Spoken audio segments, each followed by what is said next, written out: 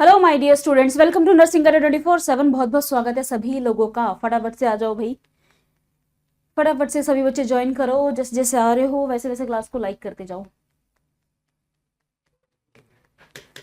तो भाई टॉपिक कौन सा चल रहा था हमारा?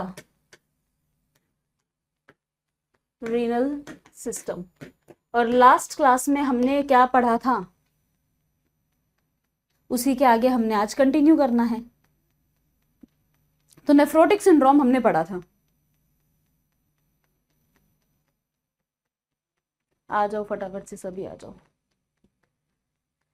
बहुत ही इंपॉर्टेंट सिस्टम्स हैं और जैसे जैसे डेली क्लास होती है वैसे वैसे डेली क्लास को रिवाइज करते रहा करो ताकि चीज़ें याद रहें, क्योंकि एक ही सिस्टम है, डिजीज कंडीशन सारी आपस में रिलेटेड होती हैं। तो भाई आज हम पढ़ेंगे नेफ्राइटिक सिंड्रोम के बारे में। लास्ट क्लास में मैंने तुम्हें नेफ्रोटिक सिंड्रोम के बारे में बताया था, आज हम पढ़ेंगे नेफ्राइटिक सिंड्रोम के बारे में। तो hallmark feature of nephritic syndrome, nephritic syndrome का हॉलमार्क फीचर क्या होता है? नेफ्राइटिक सिंड्रोम का हॉलमार्क फीचर क्या होता है? तो भाई इसमें होता है हिमेचूरिया। नेफ्रोटिक में मैंने तुम्हें बताया था, अगर तुम्हें याद हो, उसमें प्रोटीन यूरिया होता है। नेफ्रोटिक में जो नेफ्रोटिक सिंड्रोम था उसके अंदर जो हॉलमार्क फीचर था वो था मैसिव प्रोटीन यूरिया। लेकिन नेफ्राइटिक सिंड्रोम में होता है haematuria with red blood cast. Haematuria का मतलब ब्लड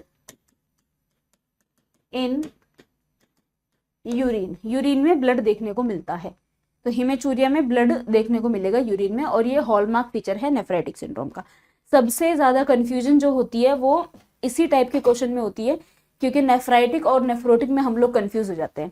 तो इस चीज को याद रखना, नेफ्रोटिक सिंड्रोम के अंदर प्रोटीन यूरिया होता है, नेफ्राइटिक सिंड्रोम के अंदर हिमेचूरिया होता है। ठीक है, चलिए। तो haematuria with red blood cast ये आपका नेफ्राइटिक सिंड्रोम के अंदर देखने को मिलता है।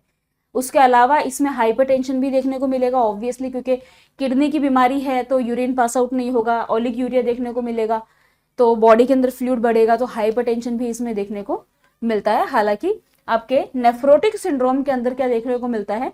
प्रोटीन यूरिया देखने को मिलता है।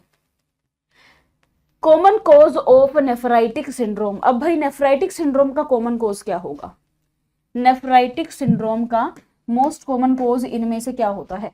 Minimal change disease, membranous nephropathy, post streptococcal glomerulonephritis, focal segmental glomerulosclerosis. Which of the following is a common cause of nephritic syndrome? A, B, C या D? सभी बच्चे आंसर करेंगे और जैसे जैसे आ रहे हो वैसे वैसे क्लास को लाइक भी करते जाओ।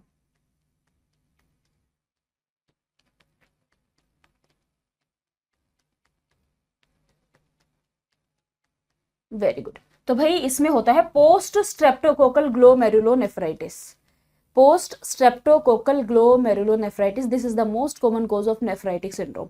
नेफ्राइटिक सिंड्रोम का जो मोस्ट कॉमन कोज होता है वो होता है पोस्ट स्ट्रेप्टोकोकल ग्लोमेरुलोनेफ्राइटिस। तो इसमें किसकी वजह से होता है? ग्रुप ए स्ट्रेप्टोकोकस की वजह से होता है। ग्रुप ए स्ट्रेप्टोकोकस की वजह से होता है, और ये सबसे पहले थ्रोट इन्फेक्शन करता है, याद रखना इस चीज को। तो नेफ्राइटिक सिंड्रोम किस वजह से हो रहा है? ग्रुप ए स्ट्रेप्टोकोकस की वजह से होता है, और सबसे पहले ये थ्रोट इन्फेक्शन करते हैं। उसके अलावा इसमें ये सारे सिम्टम्स आते हैं। प्रोटीन यूरिया भी होता है, but haematuria is the hallmark feature. Hypertension भी होता है, एडिमा भी होता है। ये सारे सिम्टम्स हमें इसमें देखने को मिलते हैं। विच of the following is typically not a feature of nephritic syndrome? इनमें से कौन सी चीज है जो नेफ्राइटिक सिंड्रोम में नहीं होती है?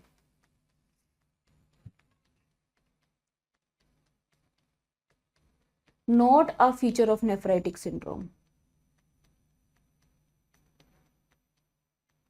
Protein urea, elevated serum creatinine, red blood cell cast in the urine, massive generalized edema.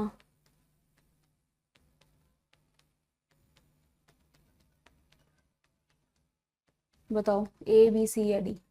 तो भाई देखो, red blood cell cast in urine, ये तो हिमेचूरिया की बात हो रही है। ये तो इसका हॉलमार्क फीचर है, तो ये तो होता ही है। अच्छा, अडीमा भी होता है ना, हाइपरटेंशन हो रहा है तो अडीमा तो होगा ना। सीरम क्रिएटिनिन लेवल बढ़ा हुआ होगा, ओलिग्यूरिया है पेशेंट को। प्रोटीन यूरिया होता तो है, बट क्या मोर लेस देन 3.5 ग्राम, मोर देन 3.5 ग्राम तो नेफ्रोटिक सिंड्रोम में होता है।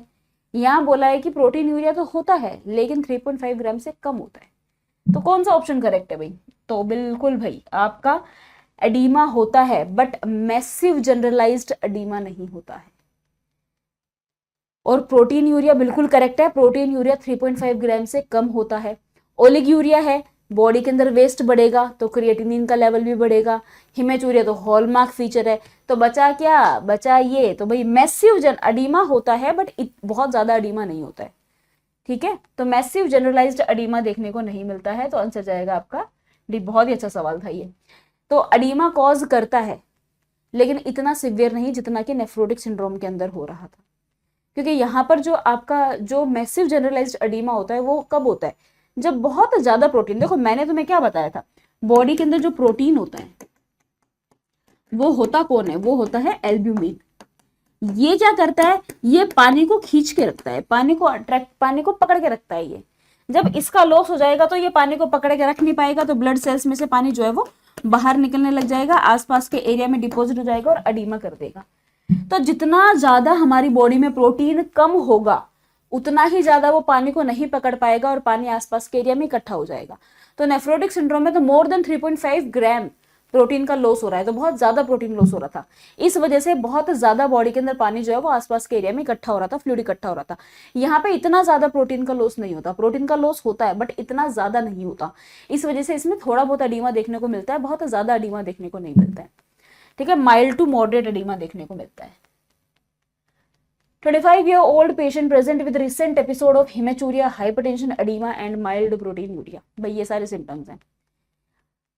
पेशेंट जो है भाई 25 साल का पेशेंट था, अभी अभी उसके अंदर ये सारे सिम्टम्स आए हैं। और ये सारे सिम्टम उसको कब आए हैं? पहले उसको 2 हफ्ते थ्रोट इन्फेक्शन रहा, उसके बाद उसको ये सारे सिम्टम्स आए हैं।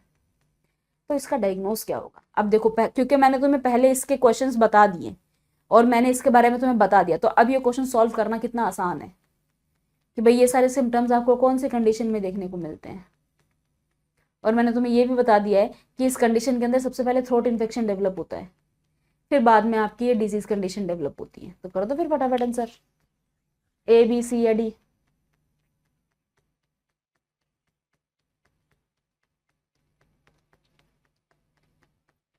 Focal segmental glomerulosclerosis, minimal change disease, post streptococcal glomerulonephritis, membranous nephropathy. तो बिल्कुल भाई आपका जो आंसर जाएगा पोस्ट स्ट्रेप्टोकोकल ग्लोमेरुलोनेफ्राइटिस। ये जो थ्रोट इन्फेक्शन डेवलप हो रहा है, it indicate post streptococcal glomerulonephritis, और इसकी वजह से पेशेंट को क्या होगा, जो हम डिजीज कंडीशन पढ़ रहे हैं। ठीक है भाई, तो पोस्ट स्ट्रेप्टोकोकल ग्लोमेरुलोनेफ्राइटिस, ये इसकी वजह से क्या होगा, नेफ्राइटिक सिंड्रोम होगा। Basically it is a form of nephritic syndrome. तो सबसे पहले पेशेंट को इसकी वजह से होता है throat infection, and this is the most common cause of nephritic syndrome. फिर बाद में ये सारे सिम्टम्स जो है ये डेवलप होते हैं नेफ्राइटिक सिंड्रोम के। पेशेंट अभी नेफ्राइटिक सिंड्रोम का, ठीक है, अब उसको हो गई किडनी इंजरी, साथ में बॉडी में क्रिएटिनिन भी बढ़ा हुआ है। तो इसका कोज क्या होगा कि उसको भाई किडनी डिजीज हो गई है, उसका क्रिएटिनिन का लेवल बढ़ा हुआ है। तो what is the likely cause of this condition? इस कंडीशन का कोज क्या होगा? Glomerular inflammation and reduced glomerular filtration rate, tubular damage due to severe proteinuria. तो क्या इस कंडीशन में सिवियर प्रोटीन यूरिया होता है? Acute interstitial nephritis, post renal obstruction. ध्यान से क्वेश्चन को पढ़ना है और फिर आंसर करना है।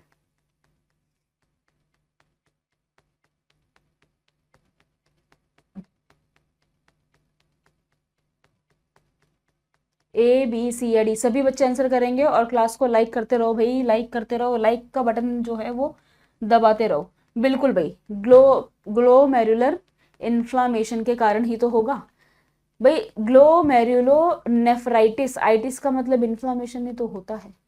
तो ग्लोमेरुलर इन्फ्लामेशन होगा जिसकी वजह से जो हमारा फिल्ट्रेशन रेट है वो कम हो जाता है। ग्लोमेरुलर फिल्ट्रेशन रेट मतलब जो ग्लोमेरुलर से, जो मैं तुम्हें नेफ्रॉन का स्ट्रक्चर पढ़ाया था, इसमें से चीजें जो फिल्टर होती है इसको हम बोल देते हैं ग्लोमेरुलर फिल्ट्रेशन रेट। तो ग्लोमेरुलस के अंदर इन्फ्लामेशन हो चुकी है और हमारा फिल्ट्रेशन रेट जो है वो कम हो चुका है।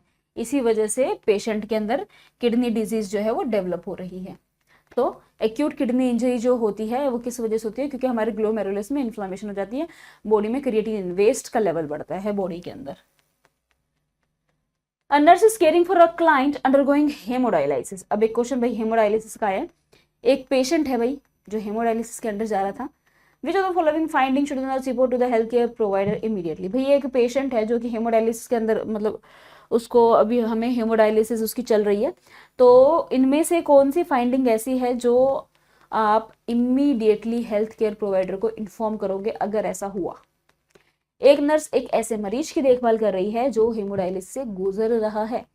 कौन से लक्षण की जानकारी नर्स को तुरंत स्वास्थ्य सेवा प्रदाता को देनी चाहिए? अगर उसका बीपी 140/80 हो जाता है, 88 हो जाता है डायलिसिस के बाद, अगर वो डायलिसिस के दौरान फटीक एंड डिजी फील कर रहा है, अगर जो एवी फिस्टुला बनाया है अगर वहां से ब्लीडिंग होती है, या अगर एवी फिस्टुला को जब आपने पालपेट करा तो वहां पे आपको थ्रिल फील हो रही है। बताओ भाई। अभी हम करेंगे इसके बारे में भी अच्छे से बात करेंगे। इसका आंसर करो फटाफट।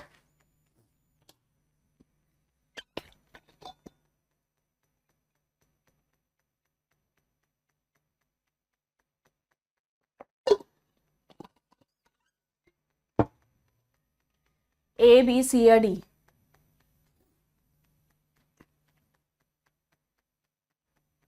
बिल्कुल, तो भाई आंसर जो है वो आपका जाएगा bleeding from the arteriovenous fistula site.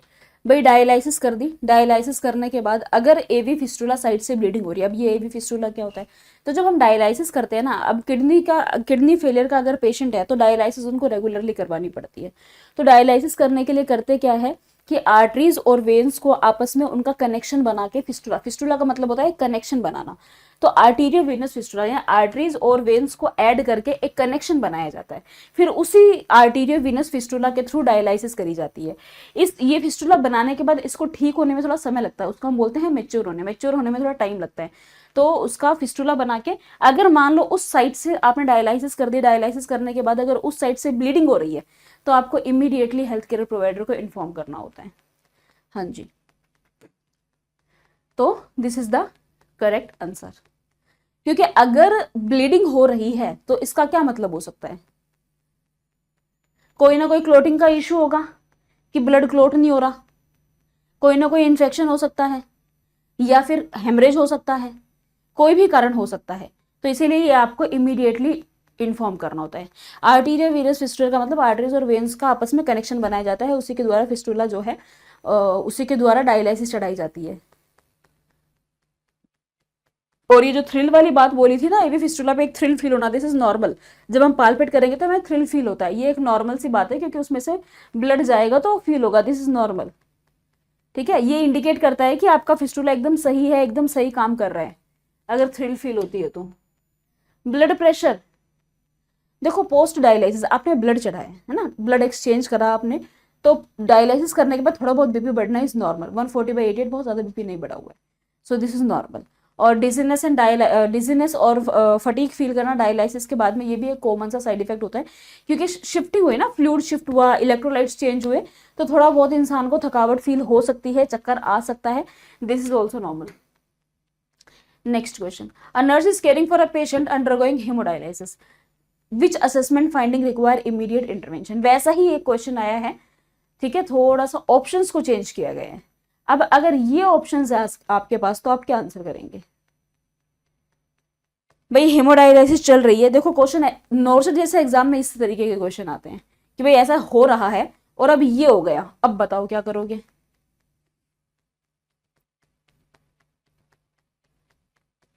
अब बताओ भाई क्या करोगे?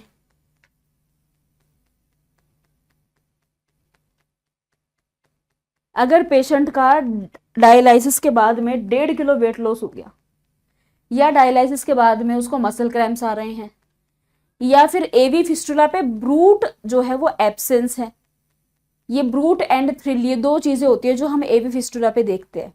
और जो ब्लड प्रेशर है वो 130/80 आ रहा है, ए बी सी या डी।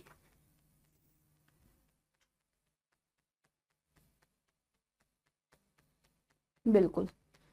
तो क्या जाएगा, बिल्कुल भाई आपका जो आंसर जाएगा वो क्या जाएगा, absence of bruit over AV fistula.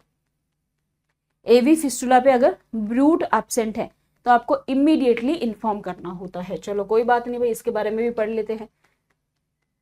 देखो,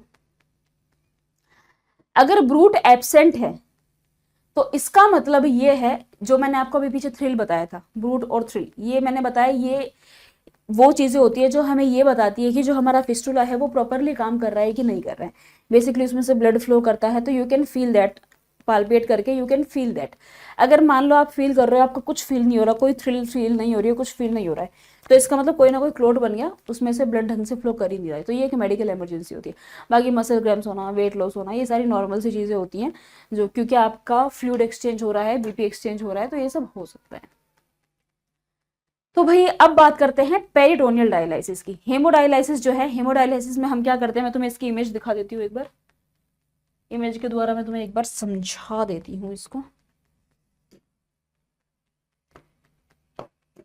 हेमोडायलिसिस, हेमोडायलिसिस ये कुछ इस तरीके का होता है भाई। ये तो इन्होंने मशीन ही दिखा दी है, एक सेकंड।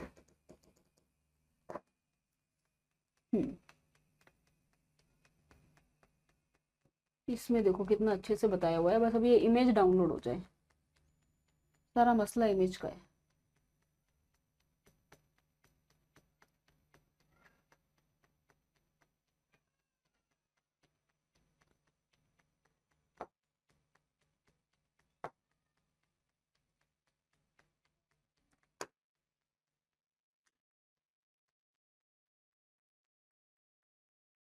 ये इमेज जो है ये डाउनलोड हो रही है।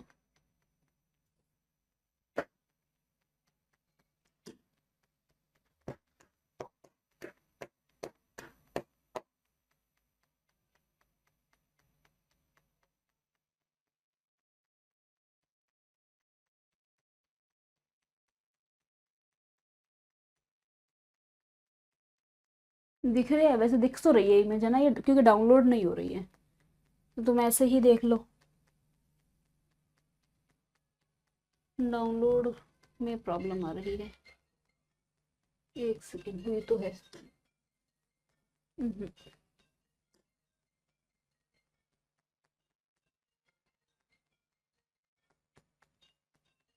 अब हो जाएगी। ये देखो भाई, ये इमेज है, एक सेकंड।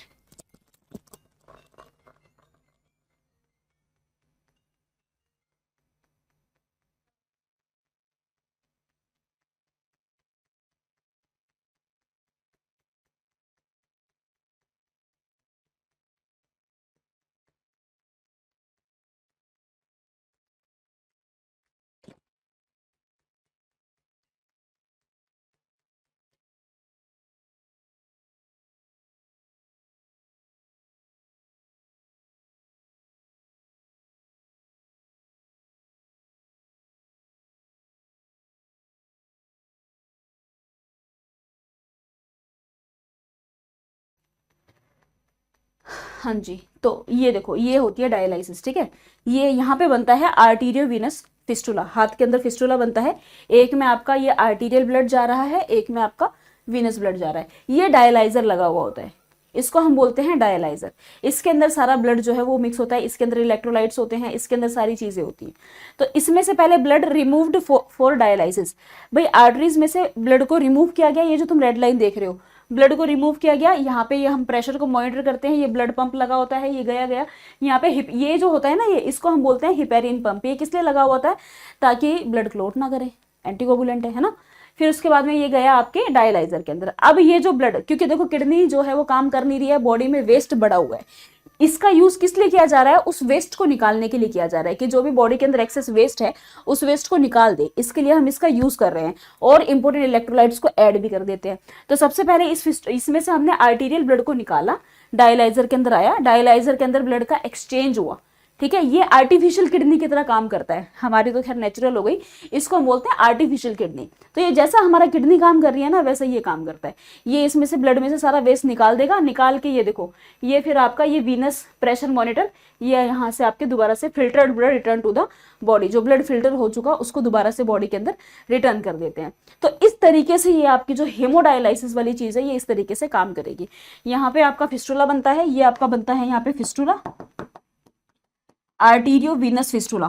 फिर आर्टरी साइड से ये ब्लड लिया जाता है, this is the impure blood जिसके अंदर वेस्ट होता है, ये ब्लड गया। ये हिपेरिन पंप, याद रखना क्वेश्चन आता है यहाँ से, हिपेरिन पंप का यूज क्यों करते हैं, ताकि ब्लड क्लोट ना हो। ये डायलाइजर होता है, it act like artificial kidney. तो ये फिल्टर करेगा, यहाँ पे फिल्टर करके जो फिल्टर्ड ब्लड होता है उसको दोबारा से वेन्स के द्वारा बॉडी में रिटर्न कर दिया जाता है। तो इस तरीके से भाई ये जो चीज है ये काम करती है, ठीक है। चलिए अभी मैं तुम्हें पेरिटोनियल का भी दिखाऊंगी, पहले अपन पेरिटोनियल के क्वेश्चंस कर लेते हैं। चलो नेक्स्ट आता है आपके पास पेरिटोनियल डायलाइसिस। दो तरीके की डायलाइसिस होती है, एक होता है हेमोडायलाइसिस, एक होता है पेरिटोनियल डायलाइसिस। डायलाइसिस क्या होता है, डायलाइसिस जो है एक ऐसा प्रोसेस होता है जिसमें जिन लोगों की किडनी काम नहीं कर रही होती है, जिनको एक्यूट किडनी फेलियर का प्रॉब्लम है या क्रॉनिक किडनी फेलियर का प्रॉब्लम है, उन लोगों के अंदर उनके ब्लड को फिल्टर करने के लिए हम डायलाइसिस का यूज करते हैं, ब्लड को फिल्टर करने के लिए। क्योंकि किडनी फेलियर में क्या होता है कि किडनी का काम है वेस्ट को बाहर निकालना यूरिन के द्वारा, लेकिन क्योंकि किडनी फेल हो चुकी है, ब्लड में वेस्ट का लेवल बढ़ेगा, ब्लड से वेस्ट बाहर नहीं जाएगा, जिसके लिए हम डायलाइसिस का इस्तेमाल करते हैं। और जिन पेशेंट का अब देखो वेस्ट, हम तो डेली खाना खाते हैं, हमारी बॉडी में डेली मेटाबॉलिज्म होता है और हमारी बॉडी में डेली वेस्ट जनरेट होता है। तो डायलाइसिस कुछ पेशेंट्स मतलब अकॉर्डिंग टू द कंडीशन, कुछ पेशेंट ऐसे होते हैं जिनको डेली करवाना पड़ता है डायलाइसिस, कुछ ऐसे होते हैं जिनको वीकली करवाना पड़ता है, हफ्ते में एक बार, कुछ ऐसे होते हैं जिनको हफ्ते में 2 बार करवाना पड़ता है। तो इस तरीके से डायलाइसिस का एक टाइम पीरियड होता है। दो तरीके की होती है, हेमोडायलाइसिस जो मैंने आपको समझा दी, नेक्स्ट होती है पेरिटोनियल डायलाइसिस। चलो भाई अब ये क्वेश्चन है, इसका आंसर करो। अब पेरिटोनियल डायलाइसिस जब हम करते हैं ना, तो पेशेंट में पेरिटोनाइटिस होने का रिस्क रहता है, ये क्वेश्चन ये कह रहा है।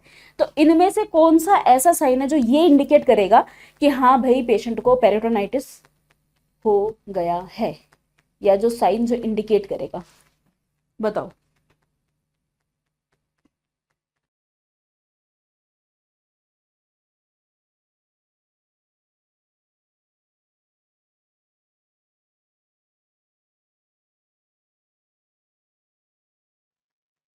अगर जो डायसाइलेट का फ्लो है, अगर क्लाउडी है, हाइपोग्लाइसीमिया है, यूरिन आउटपुट बढ़ा हुआ है, या जो आउटफ्लो है वो ब्राउन कलर का आउटफ्लो है, तो इन सब में से क्या चीज इंडिकेट करेगी।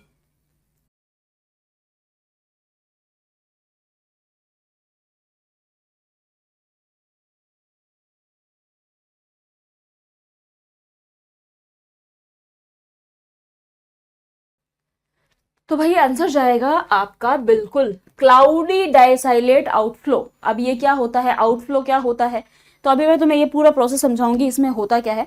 बस अभी तुम ये ध्यान रखो, पेरिटोनाइटिस का कैसे पता लगेगा, जो आउटफ्लो आ रहा है अगर वो क्लाउडी है तो ये इंडिकेट करता है किसको, पेरिटोनाइटिस को इंडिकेट करेगा क्लाउडी आउटफ्लो, ये अर्ली साइन है पेरिटोनाइटिस का। और पेरिटोनियल डायलाइसिस जो होती है ना, इसकी मोस्ट सीरियस कॉम्प्लिकेशन यही होती है, पेरिटोनाइटिस, ठीक है। बाकी ये जो बाकी के जो ऑप्शंस है वो अदर कॉम्प्लिकेशन को शो करेंगे, पर मोस्ट कॉमन जो होता है हमारा वो पेरिटोनाइटिस ही होता है। A nurse is preparing medication for a patient scheduled for hemodialysis. Which action is appropriate? एक पेशेंट को हेमोडायलिसिस के लिए बोला हुआ है, नर्स उस पेशेंट के लिए दवाइयां प्रिपेयर कर रही है, इनमें से कौन सा एक्शन सबसे अप्रोप्रिएट रहेगा।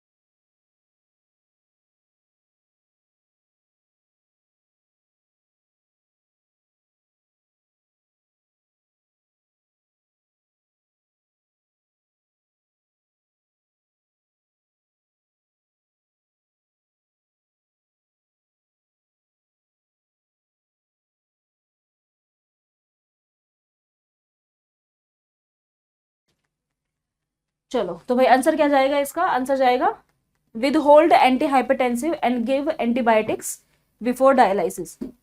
तो भाई डायलिसिस करने से पहले एंटी हाइपरटेंसिव और एंटीबायोटिक मेडिकेशंस जो होती है इनको विद होल्ड करना होता है इस चीज। वैसे तो डायबिटीज से पहले अपन देखो एंटीबायोटिक्स और एंटी हाइपरटेंसिव, देखो all medication as scheduled before, नहीं ऐसा नहीं है। विद होल्ड ऑल मेडिकेशन, ये भी जरूरी नहीं है कि सारी ही मेडिकेशन को विद होल्ड करना है। एंटी हाइपरटेंसिव और एंटीबायोटिक दे दो, नहीं भाई विद होल्ड करनी होती है। क्यों करनी होती है, क्योंकि एंटी हाइपरटेंसिव जो ड्रग अगर आप दोगे ना पेशेंट को हाइपोटेंशन हो जाएगा डायलिसिस के टाइम पर, पेशेंट का बीपी ड्रॉप भी कर सकता है, क्योंकि एक बार तो ब्लड निकलेगा ना बॉडी से, फिर बॉडी में ब्लड जाएगा तो पेशेंट को हाइपोटेंशन हो सकता है एंटी हाइपरटेंसिव मेडिकेशन की वजह से है। और सेम ऐसा ही एंटीबायोटिक का भी सीन होता है, antibiotic may be given before, दे सकते हैं ताकि जो थेरेप्यूटिक लेवल है वो आप जो है उसको मेंटेन कर सको। तो एंटीबायोटिक जो है वो हम दे सकते हैं and give antibiotic before dialysis. सिर्फ एंटी हाइपरटेंसिव को विद होल्ड करना होता है, एंटीबायोटिक आप दे सकते हो डायलिसिस से पहले, इन्फेक्शन वगैरह ना हो इसलिए। ठीक है, मैंने गिव नहीं देखा इसमें, तो हमें एंटी हाइपरटेंसिव जो है उसको विद होल्ड करना होता है। एंटीबायोटिक्स जो है वो हम दे सकते हैं, और देने का सीधा सा रीजन क्या है, इन्फेक्शन को प्रिवेंट करने के लिए, कोई इन्फेक्शन ना हो, जो हमारा थेरेप्यूटिक लेवल है वो हमारा मेंटेन रहे। Primary purpose of dialysis in patient with and stage renal disease, जो एंड स्टेज रीनल डिजीज वाले पेशेंट है उनका प्राइमरी पर्पस क्या होता है डायलिसिस का। Primary purpose of dialysis in patient with and stage renal disease, क्यों करते हैं डायलिसिस बताओ भाई। अरिथ्रोपोइटिन की प्रोडक्शन बढ़ाने के लिए, बीपी को कम करने के लिए, वेस्ट को निकालने के लिए। ऑब्वियसली भाई अरिथ्रोपोइटिन की प्रोडक्शन को बढ़ाने के लिए डायलिसिस करने की कहाँ जरूरत है, हार्मोन थेरेपी दे दो। बीपी कम है तो बढ़ाने वाली दवाइयां दे दो, फ्लूइड चढ़ा दो। वेस्ट ज्यादा है या फ्लूइड ज्यादा है, cure kidney disease, kidney disease को क्योर करने के लिए, तो भाई डायलिसिस जो है वो हम देते हैं वेस्ट को रिमूव करने के लिए। वेस्ट प्रोडक्ट को रिमूव करने के लिए हम डायलिसिस देते हैं। एंड स्टेज किडनी फेलियर का कोई ट्रीटमेंट नहीं है, उसके लिए आपको परमानेंट ट्रीटमेंट है, उसका किडनी ट्रांसप्लांट ही करवाना पड़ेगा, उसके अलावा उसका कोई ट्रीटमेंट नहीं है। तो डायलिसिस जो है बॉडी से वेस्ट को, टॉक्सिन्स को, फ्लूइड को रिमूव करती है, किडनी डिजीज को क्योर नहीं करती है। ये सिर्फ वो होता है ना, जैसे कि हाँ थोड़ा सा आपके जीने के दिन बढ़ाने वाली बात है कि थोड़े जीने के दिन बढ़ा देगी, बॉडी से वेस्ट को निकालने का काम करती है सिर्फ, और कुछ काम नहीं करती है ये। 45-year-old male present with severe flank pain leading to the groin and hematuria. Non contrast CT confirm a 6 mm ureteric stone. अब ये आपका स्टोन का टॉपिक हो गया स्टार्ट, तो स्टोन का टॉपिक हम आज नहीं करेंगे। मैं आपको पेरिटोनियल डायलिसिस की इमेज दिखाती हूँ। ये तो मैंने बता दिया था ना, पेरिटोनियल डायलिसिस।